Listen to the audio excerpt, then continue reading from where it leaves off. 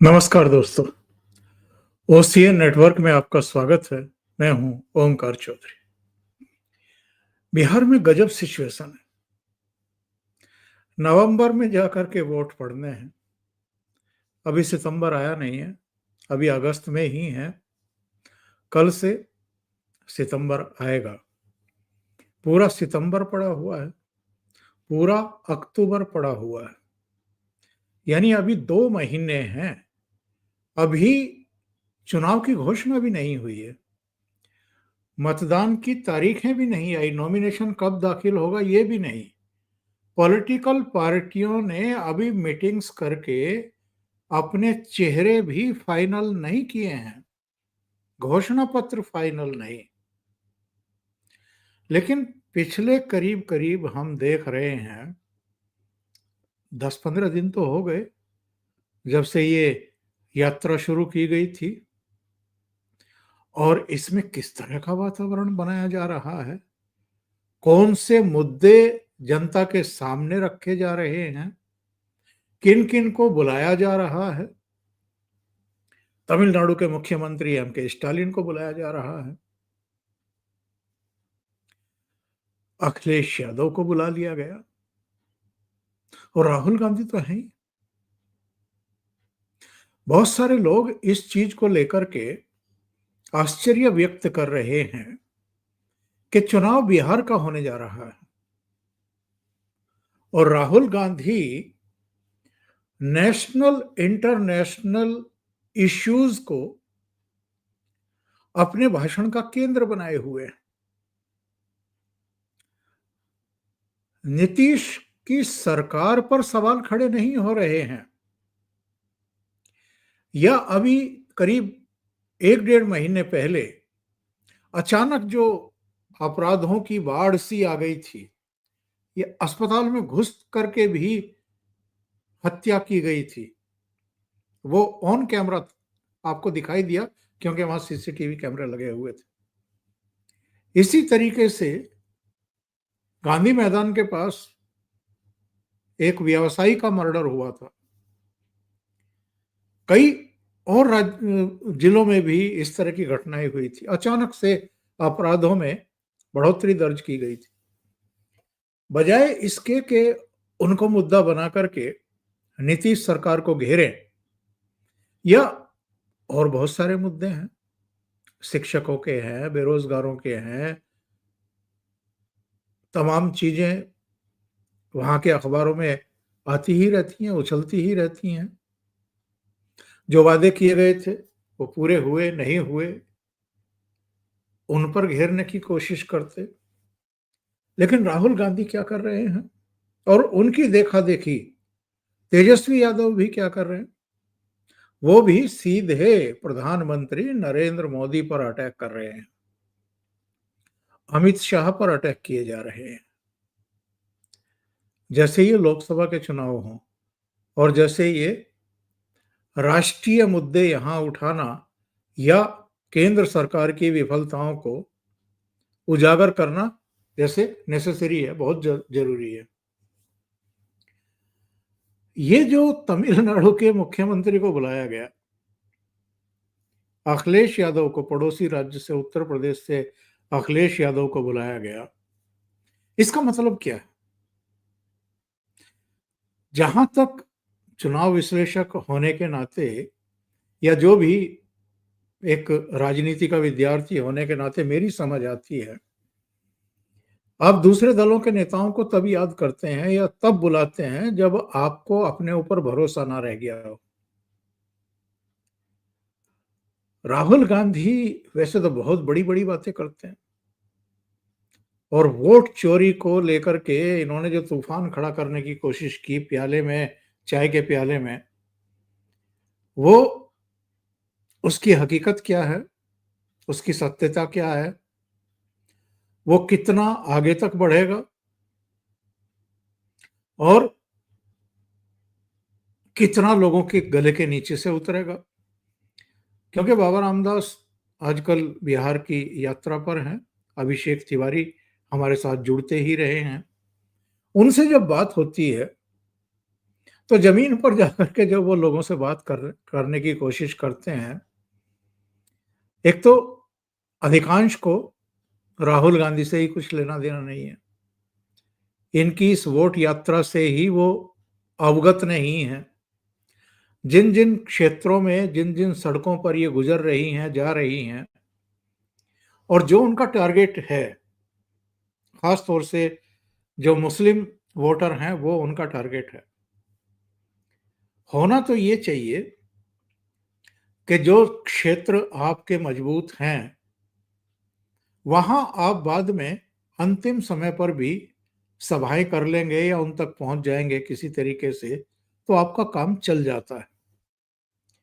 जहाँ आपकी कमजोरियाँ हैं, जहाँ आपका जनाधार नहीं है या पिछले विधानसभा चुनाव और लोकसभा चुनाव में भी चलो मान लेते हैं, थोड़ा बहुत गैप कम रह गया जिन सीटों पर, उन पर मेहनत करनी चाहिए, उन इलाकों में जाना चाहिए और एक सर्वे भी करा लेना चाहिए कि कौन-कौन से मुद्दे हैं, जो लोगों के मन लगते हैं।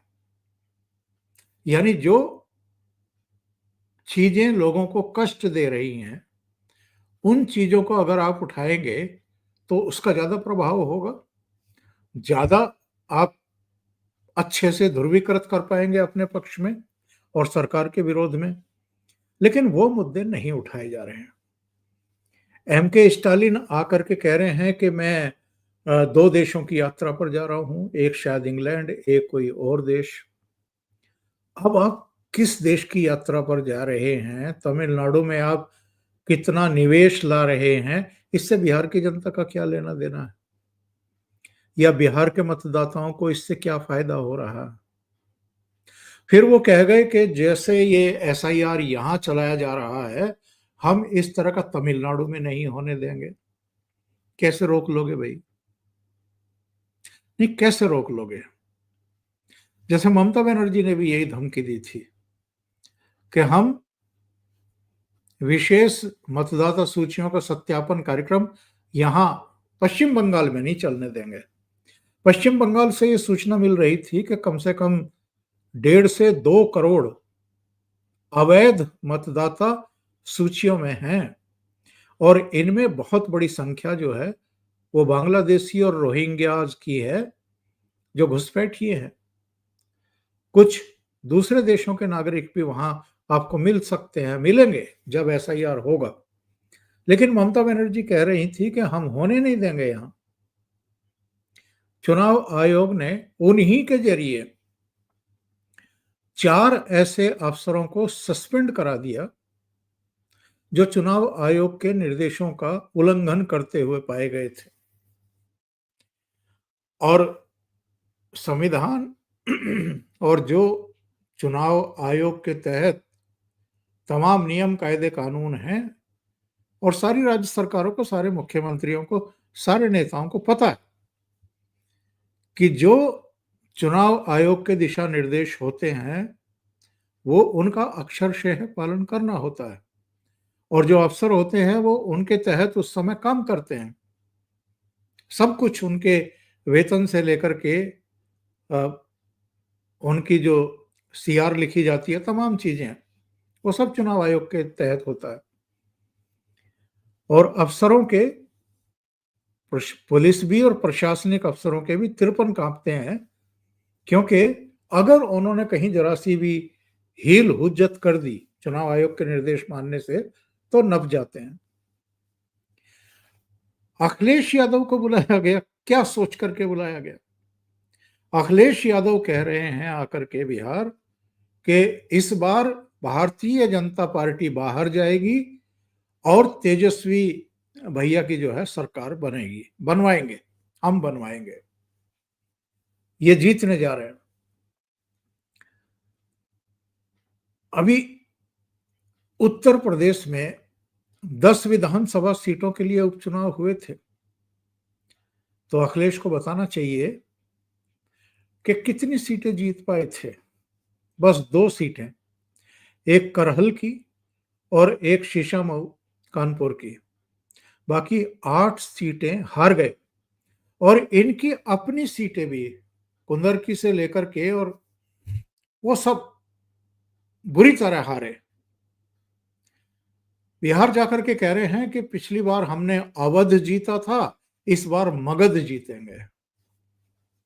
कैसे जीतेंगे? अखिलेश यादव का बिहार में क्या है? कौन सा प्रभाव है? और अगर ये उत्तर प्रदेश से लगते हुए बिहार के जिलों में अपना असर मान रहे हों या गलतफहमी पाल रहे हों, तो भाई जितना असर आपका उत्तर प्रदेश के यादवों में है, उससे कम क्या लालू यादव के परिवार का है बिहार में? आपसे ज्यादा ही उनकी पकड़ होगी वहां के यादवों पर और मुस्लिमों पर भी। लेकिन इनको एक मैसेज देना था साहब, सबको इकट्ठे होकर के, कि हम सब साथ हैं। यानी अखिलेश भी, राहुल भी और तेजस्वी भी, लालू का कुनबा भी। अखिलेश यादव और राहुल गांधी के मंच पर रोहिणी भी दिखाई दी। अभी रोहिणी का एक दिन पहले ही एक अजीबोगरीब बयान वायरल हो रहा था सोशल मीडिया पर, जिसमें वो कह रहे थे कि अभी कौन सा सुहागरात मनाई जा रही है, अभी कौन सा सेहरा पहना जा रहा है, अभी तो बाकी की तैयारियां चल रही। इस तरह के बयान, और वो भी चुनावी राजनीति में। बहरहाल अब ये उनका अपना फैसला है कि वो किस तरह की जबान से मतदाताओं को प्रभावित करने की कोशिश कर रहे हैं। लेकिन एक ओपिनियन पोल आया, एक सर्वे आया, और ये नवभारत टाइम्स ने कराया, और जो इनका चैनल है टाइम्स नाउ उसने, और जेवीसी ओपिनियन पोल। इसमें क्या कहा गया है? इसमें जानकारी दी गई है कि जो राज्य की 243 सीटें हैं, इनमें से 136 सीटें भारतीय जनता पार्टी और जदयू के नेतृत्व वाला एनडीए जीत सकता है। यानी कंफर्टेबल मेजोरिटी उनकी आने जा रही है। सरकार बनाने के लिए 122 सीटें चाहिए, तो 136 सीटें ये लोग जीत रहे हैं। और अगर हम लालू यादव की पार्टी और कांग्रेस पार्टी, इनके साथ वामपंथियों का गठजोड़, इनकी बात करें, तो ये महागठबंधन, जिसको महागठबंधन नाम दिया गया है, ये 75 सीटों पर सिमट सकता है। और सबसे बड़ी बात इसमें क्या है, पिछली बार आरजेडी सबसे बड़े दल के रूप में उभर करके सामने आई थी। उसकी जो सीटें थी वो शायद 77 के आसपास थी। लेकिन इस बार जो है, इसमें जानकारी दी गई है, एनडीए के भीतर भाजपा को आगामी चुनाव में महत्वपूर्ण लाभ मिलने का अनुमान है, और उनकी सीटों की संख्या पिछले चुनाव के 74 से बढ़कर के 81 हो जाने का अनुमान है। पार्टी को 64 सीटें तो अभी जीतने की उम्मीद है, और 17 सीटों पर उसको बढ़त हासिल है आज की तारीख में। नीतीश कुमार की जो जदयू है, इसकी सीटों में और गिरावट आने के आसार इस ओपिनियन पोल में बताए गए हैं, और ये कहा जा रहा है कि 29 सीटों पर तो आज की तारीख में उसकी जीत तय है, और 2 सीटें ऐसी है जहां उसकी बढ़त दिखाई दे रही है। यानी 31 सीटों तक ये सिमट सकती है इस बार। पिछले चुनाव में आपको याद होगा 43 सीटें आई थी, और उससे पहले चुनाव में 71 सीटें थी, और उससे भी पहले वाला जो चुनाव था उसमें 115 सीटें थी जनता दल यू की। तो इनकी सीटें लगातार घटती जा रही है, भारतीय जनता पार्टी की बढ़ती जा रही है। इस बार 74 से बढ़कर के भारतीय जनता पार्टी की 81 सीटें हो सकती है। जहां तक इनका सवाल है, यानी लालू यादव और कांग्रेस का और वामपंथियों के गठजोड़ का, महागठबंधन का, तो राजद जो है, लालू की पार्टी, इस बार 74 के बजाय 52 सीटों पर जीत दर्ज करती हुई दिखाई दे रही है। इसमें भी 37 सीटों पर उसकी जीत इस समय सुनिश्चित मानी जा रही है। 15 पर बढ़त का अनुमान है। और 2020 के चुनाव में चूंकि इन्होंने 75 सीटें जीती थी, तो 75 कहां 75 और कहां 52, यानी 23 सीटें सीधे सीधे राजद की घट रही हैं। और कांग्रेस की पिछली बार जो 70 सीटों पर लड़कर के 19 आई थी, वो और घटने वाली है। यानी जो राहुल गांधी की यात्रा है, वो ये गुल खिला रही है कि सीटें बढ़ने के बजाय घटती दिखाई दे रही हैं। ये 10 पर सिमट सकते हैं, यानी 8 सीटों पर इनकी जीत दिखाई दे रही है और 2 सीटों पर इनकी बढ़त मानी जा रही है। तो 19 से अगर 10 पर आएंगे, इसका मतलब 9 सीटें इनकी सीधे सीधे घट रही, मतलब आप 50% मान के चलें कि इनकी सीटें घट रही हैं। और वाम दलों को और दूसरे तमाम जो इनके दल हैं, उनको, छोटे मोटे जो दल हैं, उनको 13 सीटें बताई जा रही है। अच्छा, बहुत सारे लोगों के दिमाग में होगा कि पिछली बार सीमांचल में असदुद्दीन ओवैसी की पार्टी ने 5 सीटें जीती थी। इस बार क्या स्थिति है? ये जो ओपिनियन पोल है टाइम्स नाउ का, इसमें कहा गया है कि इनको 3 सीटें मिल सकती हैं। और जो प्रशांत किशोर अपने आप को किंग मेकर मान करके अभियान चलाए हुए हैं काफी समय से, उन्होंने तो पूरे हरियाणा में एक पैदल यात्रा भी निकाली है। स्वराज को 2 सीटें मिल सकती है इसके अनुसार, और बहुजन समाज पार्टी का भी खाता खुल सकता है 1 सीटें। 26 सीटें ऐसी बताई गई हैं इस सर्वे में जहां पर कड़ा मुकाबला है। अपना मानना ये है कि रिजल्ट तो खैर इसके आसपास ही रहने वाला है और एक बार फिर एनडीए की ही सरकार बनने वाली है। और जितनी ये उछल कूद आजकल चल रही है, राहुल गांधी तेजस्वी की, कभी अखिलेश को बुलाना, कभी एम के स्टालिन को बुलाना, अलग अलग, और इनके ट्विटर हैंडल, इनके सोशल मीडिया मंच तमाम पर जो है एक ऐसा माहौल बनाया जा रहा है कि जैसे पब्लिक टूट पड़ रही है इनकी यात्रा को देखने के लिए और राहुल गांधी से हाथ मिलाने के लिए, जैसे हर कोई लालायित। लेकिन जिस तरह के वो भाषण दे रहे हैं, जिस तरह प्रधानमंत्री पर, गृह मंत्री पर, दूसरे लोगों पर अटैक कर रहे हैं और एक तरह की बदजुबानी कर रहे हैं, इसको कोई पसंद नहीं करता है, कोई पसंद नहीं करता है। चुनाव आयोग पर जिस तरीके से आरोप लगाए जा रहे हैं, पेशबंदी की जा रही है, और बैकग्राउंड अगर देखें तो जिस तरह सिरे से वो इलेक्शन हार रहे हैं राज्य दर राज्य, तो ऐसे में कौन यकीन करेगा कि उनकी सीटें बढ़ जाएंगी। और फाइनली आरा पहुंची थी ये यात्रा। आरा का एक वीडियो वायरल हो रहा है सोशल मीडिया पर, जिसमें एक व्यक्ति के हाथ में कांग्रेस का झंडा है, कांग्रेस की ही वो टी शर्ट पहने हुए है। उससे पूछा जा रहा है कहाँ से आए हैं, क्या करते हैं और यहाँ कैसे। तो उसने कहा कि मुझे तो मजदूरी का 500 रुपया मिला है, झंडा हाथ में पकड़ के मुझे खड़े रहना है सड़क के किनारे, और जब राहुल गांधी यहाँ से गुजरेंगे तो मुझे झंडा लहराना है, तो मेरी जो मजदूरी है वो तो मुझे मिल गई है। इस तरीके से भीड़ जुटाई जा रही है।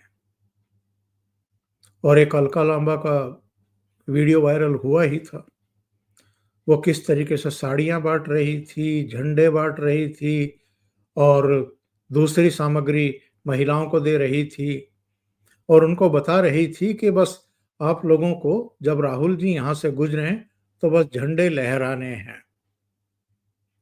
यानी आप वोट चोरी का आरोप लगाते हैं दूसरे लोगों पर, और आप ये क्या कर रहे हैं इसका जवाब भी तो आपको पब्लिक को देना पड़ेगा। किस तरीके से भीड़ जुटा रहे हैं, किस तरह एक माहौल बनाने की कोशिश कर रहे हैं, किस तरह की ज़बान का इस्तेमाल कर रहे हैं और किस तरह अपनी कमज़ोरी प्रदर्शित कर रहे हैं, दूसरे राज्यों के लीडर्स को बुला करके। तो अभी के लिए इतना ही। बहुत-बहुत धन्यवाद। अगर आपको ये चैनल पसंद आ रहा है तो लाइक करना ना भूलें। इस वीडियो को अग्रसारित करें यानी फॉरवर्ड करें अपने मित्रों को। अभी तक अगर आपने ये चैनल सब्सक्राइब नहीं किया है तो सब्सक्राइब ज़रूर कर लें और साथ में लगे बेल आइकॉन को दबा दें ताकि आगे आने वाले वीडियो और उनके नोटिफिकेशन आप तक पहुंचते रहें। आप कंट्रीब्यूट करना चाहते हैं तो नीचे लिंक दिए हुए हैं, क्यूआर कोड भी दिया हुआ है, वहां जाकर के आप कंट्रीब्यूट कर सकते हैं। बहुत बहुत धन्यवाद। नमस्कार।